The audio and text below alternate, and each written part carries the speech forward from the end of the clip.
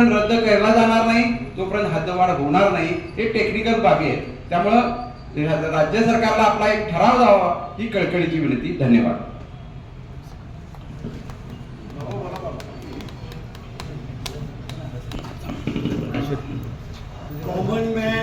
Common man रिक्षा संघटना, घरेलू कामगार संघटनेच्या वतीनं महापौरपदी निवड झाली म्हणून आपलं अभिनंदन।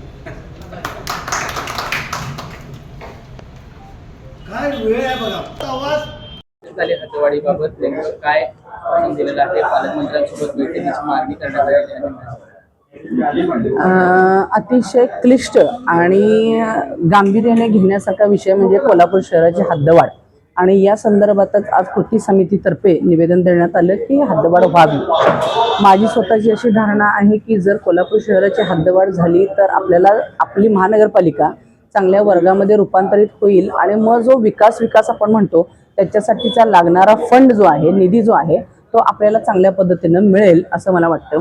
परंतु आज जर कोल्हापूर शहराची तुम्ही परिस्थिती पाहिली तर अतिशय दयनीय परिस्थिती आहे आणि त्यामुळे काही खेडेगाव नाराज आहेत की जर कोल्हापूर शहरच सुस्थितीत नाही तर आम्ही तुमच्यामध्ये येऊन काय करणार आहोत। एक महापौर म्हणून मला असं वाटतं की प्रथमतः आपण कोल्हापूर शहरच इतकं सुंदर सुस्थितीत आणि सगळ्या सोयीनुसार करूयात की जेणेकरून त्या लोकांचाही ओढा नक्कीच आपणहून कोल्हापूर शहरासारखी येईल असं मला वाटतं।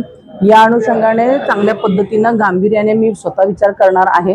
गेले अनेक वर्षाचा प्रलंबित प्रश्न निकालात कसा निघेल माझ्या या कालावधीमध्ये याचा माझा नक्कीच प्रयत्न असेल आणि त्याचीच एक पुढची पायरी म्हणून फक्त बोलावं कमी आणि करून जादा दाखवावं या अनुषंगाने त्याच्यामध्ये लागणारा प्रत्येक गोष्टीचा पाया भरण्याचं काम येणाऱ्या नजदीकच्या काळामध्ये मी वरिष्ठ नेत्यांशी भेटून मग त्याच्यामध्ये पालकमंत्री असतील किंवा आदरणीय चंद्रकांत दादा असतील, खासदार साहेब असतील, धनंजय माडिक साहेब असतील, या सगळ्यांशी बोलून आणि मग त्याच पद्धतीने एक चांगल्या पद्धतीचा कामाचा रिझल्ट मिळावा यासाठी आदरणीय देवेंद्रजी फडणवीस साहेब यांच्याशी सुद्धा मी मीटिंग करून देण्याचा माझा मानस आहे।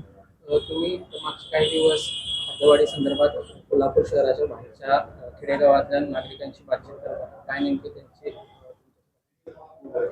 बरेच दिवसापासून मी सुद्धा या कमिटीमध्ये काम करत असल्यामुळे मी एक पुढची प्रगती म्हणून अगोदर त्या खेड्यातील लोकांशी बोलावं या अनुषंगाने माझी चर्चा सुरू होती आणि त्याच अनुषंगाने आज बालिंगेचे काही लोक सुद्धा यामध्ये आपल्याला यश मिळालेलं आहे की त्यांनी तुम्ही महापौर आता झाला आहात तर आम्हाला आशेचा किरण आहे अशा पद्धतीचे आभार त्यांनी मानून आपल्या कोल्हापूर शहरामध्ये येण्याचा सुद्धा मला त्यांनी शब्द दिलेला आहे।